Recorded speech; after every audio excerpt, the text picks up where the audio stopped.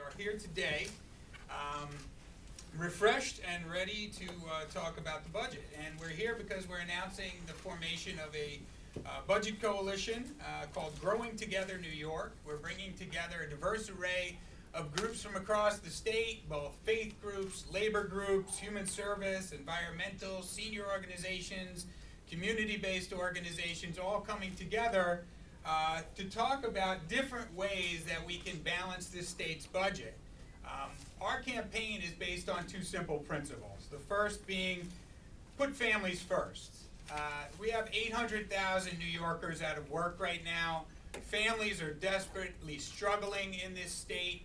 They are suffering the dramatic impacts of the recession and the economic downturn, and we need to make sure that we do no further harm to those families.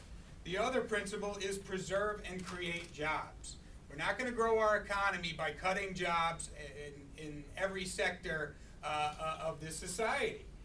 Jobs are important, and maintaining jobs are very important. We want a better New York. We want a fiscally sound New York, but we want a New York that's good for everybody. And in order to do that, we indeed need to grow together. Right now, we're really pulling apart, and we are a tale of two New Yorks right now.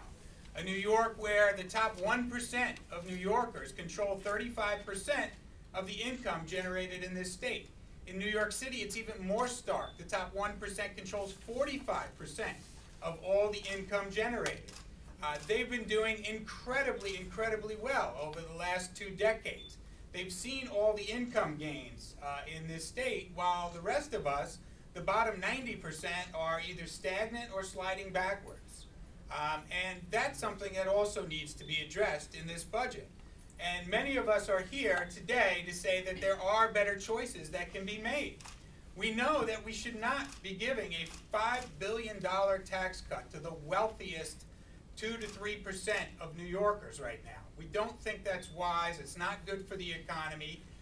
And it's also on the heels of what's happening at the federal level. As you know, the Bush tax cuts were extended for the wealthiest among us in this society.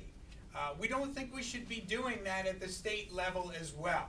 So we should be extending the surcharges on upper income earners in New York State at the very least, if not looking at adding an additional bracket for incomes over $1 million. Because in reality, if these surcharges lapse, an individual making $20,000 a year and an individual making $20 million a year will be paying the same top rate of income tax in this state of 6.85%. So we think that we need a more progressive income tax structure, and maintaining the current surcharges in place is a way to do that. We also think that there's a plethora of business tax credits. We spend billions and billions of dollars a year providing tax credits to some of the biggest businesses in this state. We also have many corporate tax loopholes that large multinational businesses are using to avoid paying their fair share of taxes in New York State. We also think that needs to be addressed.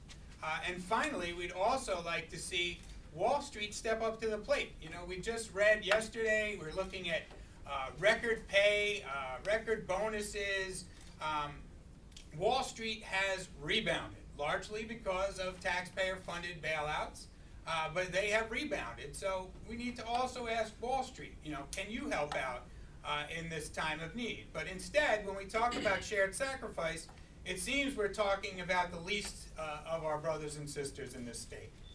So I think that we need to take a step back and balance the budget in such a way that there's parity, that there really is shared sacrifice, and that the burden of carrying the budget gap is not shouldered by those that can least afford to pay at this point in time. So, good afternoon. As Ron said, I'm Bob Cohen. I'm the Policy Director of Citizen Action of New York, an organization that stands for social, racial, economic, and environmental justice. We have chapters throughout the state, upstate and downstate.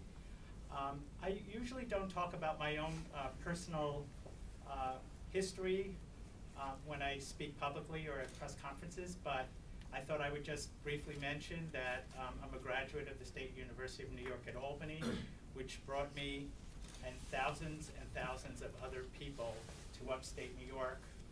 In my case, 3 decades ago, but this trend has happened, continues to happen. in New York. In soaring rhetoric in his first State of the State, the governor talked about building a New York for future generations. Yet the governor's budget simply ignores this goal, balancing the state by cutting schools' funding, slashing the state university system that brought me and thousands of others to upstate New York, shutting down hospitals, and delaying a small increase in the welfare grant for the poorest New Yorkers while refusing to ask any contribution from the Wall Street bankers who created the national and state economic crisis is not my vision for building a stronger New York.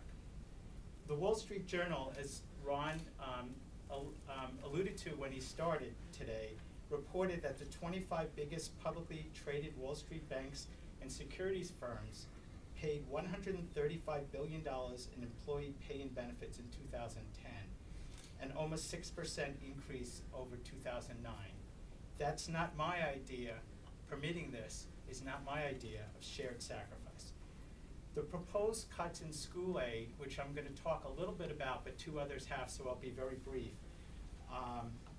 of $1.5 billion on top of last year's $1.4 billion cut, are perhaps the most dramatic example of the governor's upside-down priorities. We were all around, or at least I was around, for the Campaign for Fiscal Equity decision, which decided that New York City and other high-needs districts were underfunded.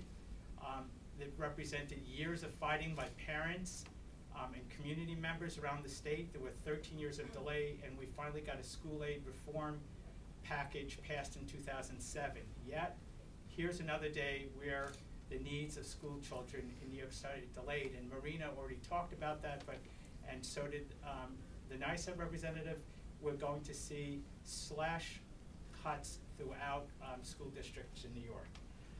And it's simply not true that we don't have any alternative. Just taking 4 simple steps: extending the tax rates on the wealthiest 3% of New Yorkers, adding a tax bracket for millionaires, recapturing, let's just say, half of the $8 billion windfall that, as Ron said, wealthy New Yorkers got in the just extended Bush tax cuts, and reducing corporate welfare would mitigate some of the worst cuts, and we can talk about some other things that can be done, and we need to have an open process with involvement of everybody to find out what those additional tax revenue measures would be.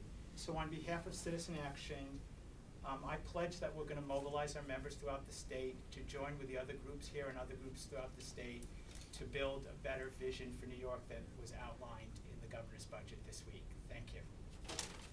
Thanks, Bob. Good afternoon. Budgets are about policy choices. What would help the economy more? Reducing taxes by $1 billion, or reducing the cut in school aid by $1 billion, which is likely to result in more layoffs than occurred last year. In terms of the 10% across the board cut for state agencies, to say, well, of course state agencies can find a way to reduce their spending by 10% through economy and efficiency. That ignores that this is the 3rd or 4th round of across-the-board cuts in 2 years. I mean, you can't cut 10% every year. It doesn't work. I think there's been an overemphasis on costs without any attention to the economic impact of what they pay for.